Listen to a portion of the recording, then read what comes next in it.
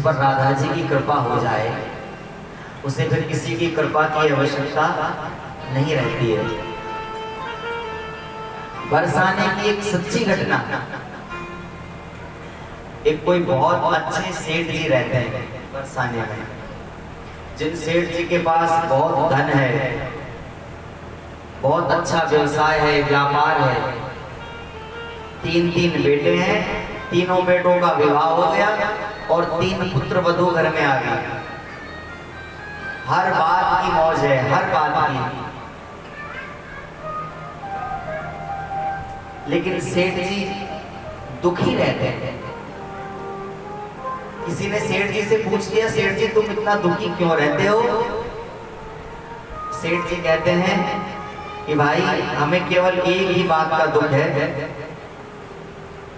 कि हमारे यहाँ कोई पुत्री नहीं है। ये सेठ जी अपने गुरुजी के यहाँ गए। गुरुजी ने कहा, कहो क्या बात है, क्यों उदास हो? गुरुदेव आपकी कृपा से सब कुछ है, लेकिन पुत्री नहीं है, बस पुत्री के अभाव का ही कष्ट हमें सताता रहता है। गुरुजी ने कहा, तो चिंता क्यों करते हो? अरे सेठ जी तुम अपने आप को बड़ा सौभाग्यशाली समझो। सुनो सेठ तुमको मिलो बरसाने को वास,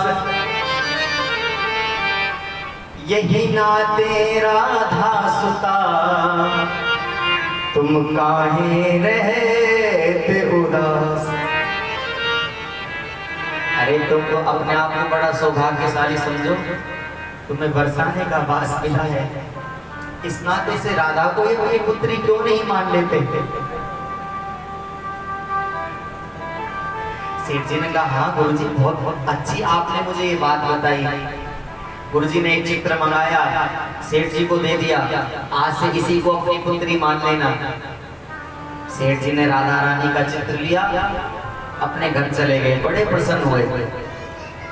अपने घर के मंदिर में राधा रानी जी के चित्र को स्थापित कर लिया, विराजित कर लिया।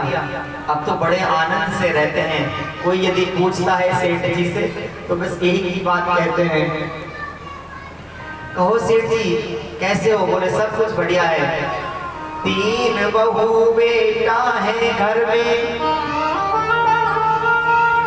3 बहू बेटा है घर में, सुख सुविधा है पूरी, संपत्ति भरी भवन में रहती, नहीं कोई मजबूरी। कृष्ण कृपा से जीवन पथ पे आती कोई न बाधा, और मैं बड़भागी पिता हूँ, मेरी बेटी है श्री राधा। इसी भाव में आनंदित रहते हैं। प्रातः स्नान करते हैं, स्नान के पश्चात राधा रानी जी की सेवा करते हैं। अपनी दुकान जाने से पहले राधा जी को प्रणाम करते हैं और बस दिन भर राधा राधा राधा राधा इसी में जीवन व्यतीत होने लगा। दुकान से लौट कर आते हैं, राधा जी को प्रणाम करते हैं, फिर शयन कक्ष में विश्राम के लिए चले जाते हैं। इस प्रकार जीवन बड़े आनंद से व्यतीत होने लगा सेठ जी का। एक दिन किसी त्योहार पर उन सेठ जी के यहाँ चूड़ी पहनाने वाली मनहारिन आई। सेठ जी की तीनों बहुओं ने क्रम से चूड़ियां पहनी। पहली बहू ने हाथ बढ़ाया, मनहारिन ने उसको चूड़ी पहनाई। पहली बहू अपने कक्ष में चली गई। दूसरी को चूड़ी पहनाई, दूसरी अपने कक्ष में चली गई। तीसरी बहू को चूड़ी पहनाई, वह भी चूड़ी पहनकर अपने कक्ष में चली गई। तभी ओहो क्या घटना होती है, राधा रानी के मन में भी ये भाव आया कि आज हमारे पिता के घर में चूड़ी पहनाने वाली आई है, तो क्यों ना हम भी चूड़ी पहन लें। राधा जी बड़ी सुंदर कन्या के रूप में वहां प्रकट हुई। और मनहारी ने क्या देखा कि चौथा हाथ उसके सामने आ गया। मनहारी ने उस कन्या को अपनी चूड़ी पहनाई और आज जो पहली बार मनहारी ने राधा जी को देखा तो ऐसा मन में प्रसन्नता भई, आज से पहले इतनी सुंदर कन्या कभी इसी मनहारी ने देखी नहीं थी। मन में बड़ा सुंदर भाव आया। चूड़ी पहनाकर सेठ जी के पास दुकान पर गई। सेठ जी कहने लगे आज घर गई थी? बोले हाँ। चूड़ी पहनाई? बोले हाँ पहनाई। सेठ जी ने 3 चूड़ियों का मोल गिना और मनहारी को दे दिया, लो ये तुम्हारा जो चूड़ियों का मोल है वो ले जाओ। मनहारी कहने लगी नहीं ये कम है, आज हम ज्यादा लेंगे। सेठ जी ने कहा क्यों? चूड़ियों का भाव बढ़ा दिया है क्या? नहीं भाव नहीं बढ़ाया है, लेकिन हमने आज 3 को नहीं 4 लोगों को आपके घर में चूड़ी पहनाई है। सेठ जी कहने लगे क्यों? हमारे घर में तो चौथा कोई है ही नहीं चूड़ी पहनने वाला, 3 ही तो बहू है। अरे चौथी हमारी श्रीमती जी, वो तो बहुत पहले भगवान के पास सिधार गई, चौथा तो कोई है नहीं। तुमने किसको चूड़ी पहनाई? सच सच बताओ, तुम्हारे मन में लोभ आ गया है ना? मनहारी कहने लगी नहीं सेठ जी हम सच बोल रहे हैं, झूठ नहीं बोलते, हमने 4 लोगों को ही चूड़ी पहनाई है। सेठ जी ने कहा नहीं नहीं तुम्हारे मन में लोभ आ गया, तुम झूठ बोलती हो और झूठ बोलकर तुम देखो, यदि तुम्हें ज्यादा पैसा लेना है तो तुम सच सच बोलकर पैसा ले सकती हो, झूठ बोलने की आवश्यकता नहीं है। मनहारी कहने लगी क्यों? क्या हम तुमसे कोई भीख मांग रही है क्या? अरे हम तो अपने चूड़ियों का मोल तुमसे मांग रही है, 3 को नहीं 4 को ही पहनाई है और 4 का ही मोल लेंगे।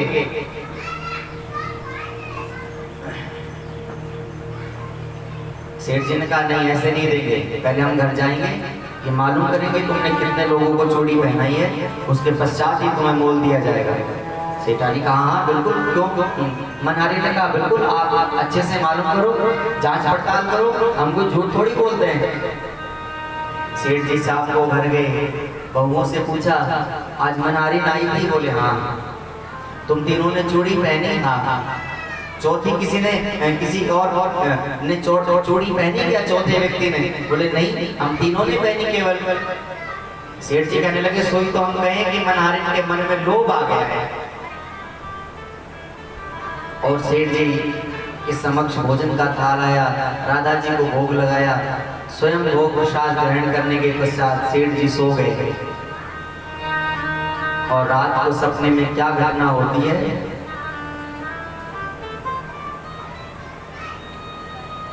रात को सेठ जी को सोते हुए सपना दिखाई दिया। सपने में प्रकट होए, सपने में प्रकट होए, वृषभानु की लली बोली। रात्रि में स्वप्न दिखाई दिया, सपने में राधा रानी जी पधारी। सेठ जी ने देखा, राधा जी को प्रणाम किया। सपने में प्रकट होए वृषभानु की दुलारी बोली, तनिया बनाए तात नात ना निभायो है, चूड़ी पहन लीनी में जान पितूगे है काल, आप मनहारिन को मोल ना चुकायो है। हे पिताजी, आपने अपने पिता का घर समझ के और 4 चूड़ियां क्या पहन ली, आपने तो हमारी चूड़ियों का मोल भी मनहारिन को नहीं चुकाया। ये कहते कहते राधा जी का हृदय भर गया, आंखों में आंसू आ गए और राधा जी रोने लगी। सेठ जी की भी आंखों से जल बहने लगा। अरे पुत्री, हमसे बड़ा अपराध हो गया, तुम हमें क्षमा कर दो, हम भूल गए थे। राधा जी रोती हुई कहने लगी, 3 बहू तुम्हें याद रही, 3 बहू याद रही, किंतु बेटी नहीं याद रही, कहत श्री राधिका को हिया भर आयो है। ऐसी भई दूरी कहो कौन मजबूरी है, आज जो चार चोरिन काज मोहे बिसरायो है। हे पिताजी, ऐसी कौन सी मजबूरी तुम्हारे सामने आ गई जो आज चार चूड़ियों के लिए तुमने हमें ही भुला दिया। तुम्हें अपनी तीन बहुएं तो याद रही, किंतु तुम्हें अपनी बेटी याद नहीं रही। इतना कहते हुए राधा जी रोने लगी। सेठ जी का स्वप्न टूट गया, और जब स्वप्न खुला तो स्वप्न तो टूट गया, लेकिन आंखों से बहने वाले जल की धार नहीं टूटी। उसी समय कुर्ता पहना तैयार हुए, कुछ पैसे जेब में रखे और मनहारिन के घर पहुंच गए। रात में ठीक 12 बजे 1 बजे जाकर मनहारिन के घर के दरवाजे को बजाया। मनहारिन विचार करने लगी, अरे इतनी रात्रि को हमारे घर कौन आ गया। मनहारिन ने दरवाजे को खोला, देखा सेठ जी, और मनहारिन को देखकर सेठ जी रोने लगे।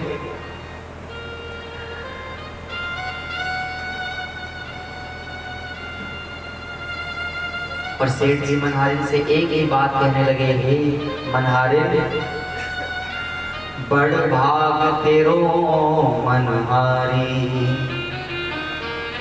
धन धन बड़ भाग तेरो मनहारी।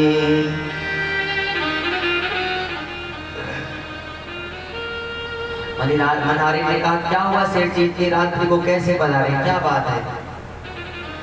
सेठ जी हाथ जोड़कर मनहारिन से कहने लगे, बहन, मुझसे बड़ा अपराध हो गया, जिसे मैंने अपनी पुत्री माना, मैं उसे देख नहीं पाया, किंतु तेरा कितना बड़ा भाग्य है, तुम कितनी भाग्यशाली हो।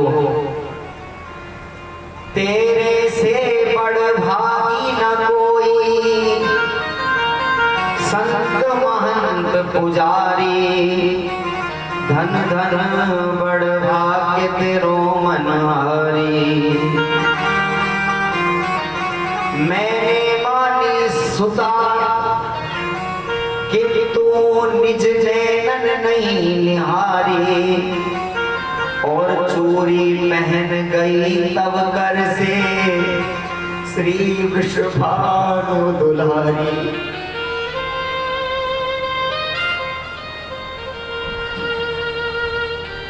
मैंने अपनी बेटी माना राधा को, लेकिन निज नैनन नहीं निहारी, अपने आंखों से आज तक देख नहीं पाया। लेकिन तेरा कितना बड़ा अहोभाग्य है, सौभाग्य है तेरा मनहारिन, वह मेरी राधा रानी, मेरी पुत्री तेरे हाथ से आकर चूड़ियां पहन गई। तेरे समान और कोई बड़ भाग्य नहीं है इस संसार में। इतना कहते कहते सेठ जी के आंखों में आंसू भर आए और कहने लगे, युगल नयन जलते भरे, मुख ते कड़े न बोल, और मनहारिन के पांव पड़ लगे चुकावन मोल। चरणों में गिर गए सेठ जी मनहारिन के, सारा रुपया उसके सामने रख दिया। बहन, जितना लेना चाहती हो उतना तुम इसमें से ले लो, पर मेरी बेटी की जो चूड़ियों का मोल है उसे तुम स्वीकार करो।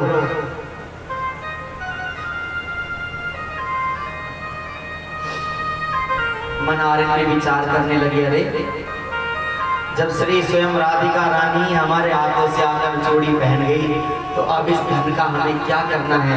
ये धन तो बेकार है, वास्तविक जो धन था वह तो हमें प्राप्त ही हो गया, अब ये धन नहीं चाहिए।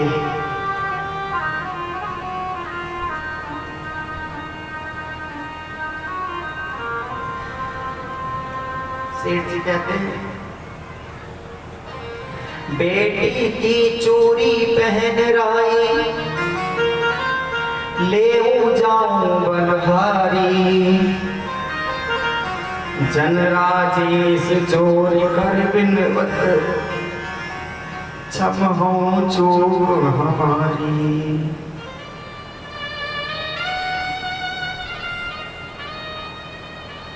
हे मनहारिन, जो हमसे गलती हो गई, हमने तेरा मोल नहीं चुकाया, हमें क्षमा कर दो। जो तुम्हारा मोल बनता है वो मोल ले लो। मनहारिन भी विचार करने लगी और कहने लगी, जब परमात्मा, जब राधा रानी ने तुम्हें वास्तविक धन दे दिया तो इस निर्जीव धन का लेकर हमें क्या करना है। जब तुम्हें मिलो अमोल धन, जब तुम्हें मिलो अमोल धन, अब कहाँ मांगत मोल। रे मन मेरे प्रेम से श्री राधे राधे बोल।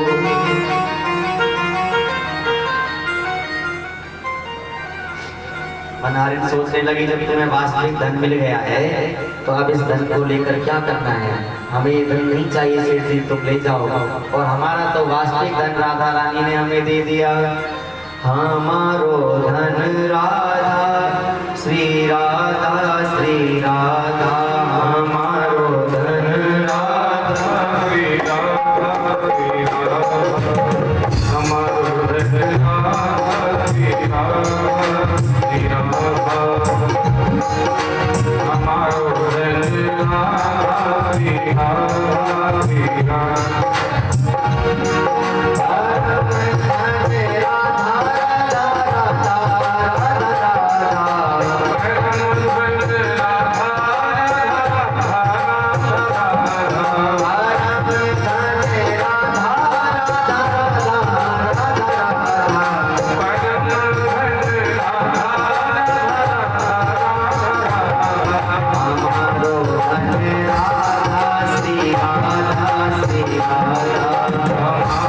धन राधा